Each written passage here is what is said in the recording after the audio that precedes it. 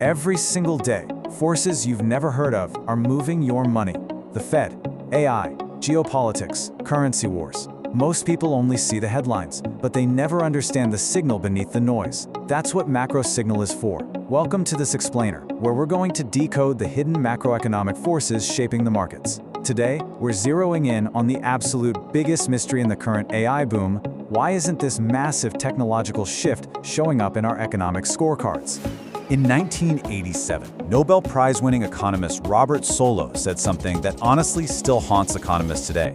He said, "You can see the computer age everywhere, except in the productivity statistics." Think about that. It was 1987. Computers were literally transforming every office in America, completely overhauling how businesses ran. And yet, the national productivity statistics showed almost nothing. It actually took another 10 years before the data caught up with reality. And listen, we are living in a near-identical moment right now.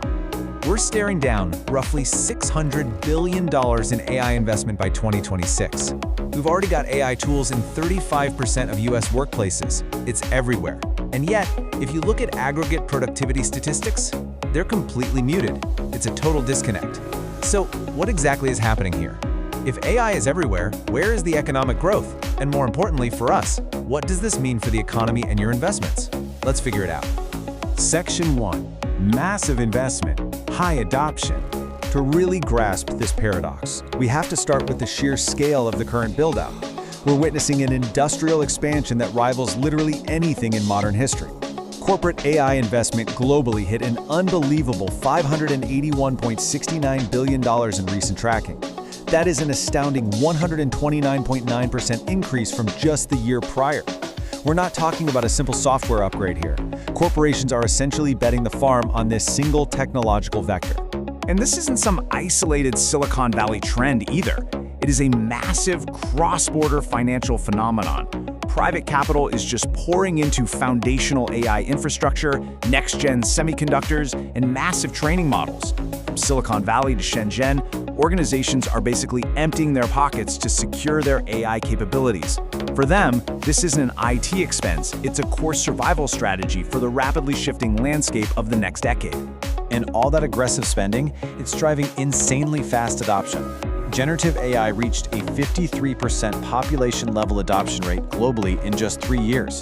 3 years. To put that into perspective, this tech is spreading through society significantly faster than the personal computer or the internet ever did. PCs took decades to reach that kind of market penetration.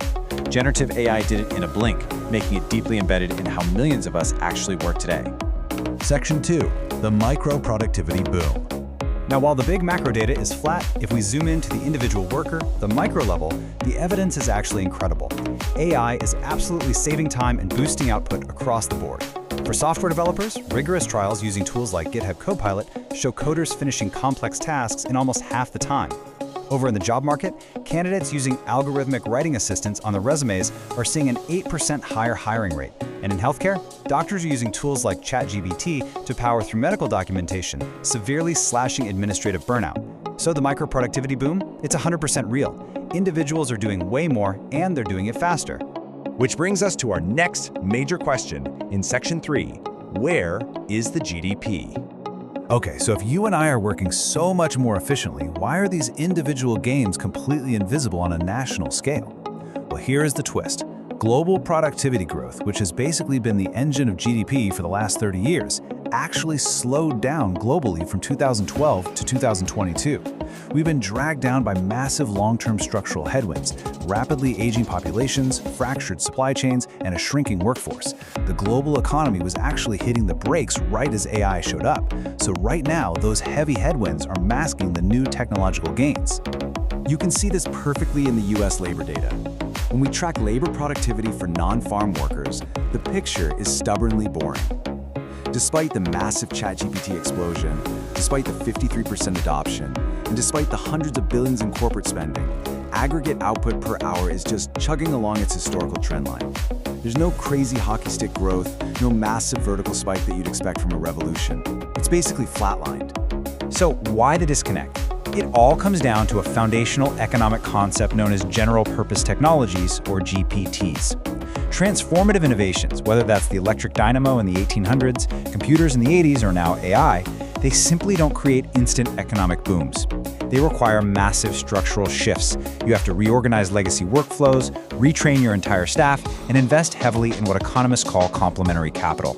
You literally cannot just drop a massive new AI tool into a clunky old business system and expect frictionless overnight growth. It's best to think of this dynamic as a tale of two distinct phases. Right now, we're squarely in the implementation phase. We are spending hundreds of billions, building massive data centers, buying up high-end semiconductors, and upgrading power grids to handle the insane energy demands. We're just laying the foundational pipes. The productivity phase, where we actually reap the economic rewards because the tech is seamlessly integrated into our daily workflows, that comes later. This mirrors that exact 10-year lag Robert Solow noticed during the 90s PC revolution. The infrastructure has to be built before the efficiency can be harvested. Section 4, the trillion-dollar forecast. The resolution to our big mystery isn't that AI is a failure. It's that the massive economic payoff is still loaded.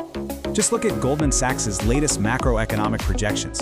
They estimate that as these natural language tools fully integrate over the next decade, generative AI could drive a staggering 7% increase in global GDP. We are talking almost $7 trillion in new economic value.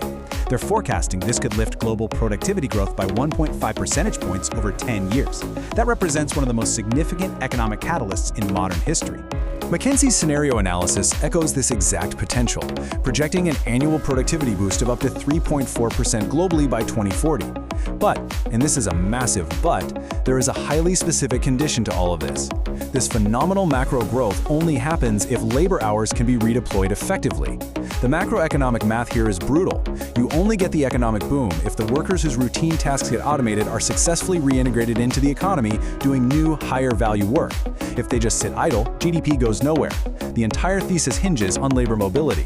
Which brings us to the tectonic shift required to actually unlock those projected trillions. Globally, the equivalent of 300 million full-time jobs are exposed to some form of automation. I know that sounds terrifying on the surface, but historical data shows us that most of these jobs will be complemented by AI, not completely substituted. Now sure, we're already seeing emerging signs of displacement, especially for junior workers in analytical fields. But history offers a very powerful counter statistic. Over the last 80 years, 85% of all long-run employment growth was driven by the creation of entirely new, tech-driven occupations. These aren't just abstract labor stats. These are the deeply fundamental forces moving your money, dictating corporate earnings, and shaping the viability of future investments. So, the great AI productivity boom isn't missing, it's just gestating. We are living in 1987 all over again, patiently waiting for the massive foundational infrastructure to translate into measurable economic output. The seeds are planted, the capital is deployed. But I want to hear from you. Do you think the AI productivity boom is real, or is this time different? Leave your argument in the comments below. Thanks for joining me for this MacroSignal explainer, and make sure to subscribe to catch the next signal beneath the noise.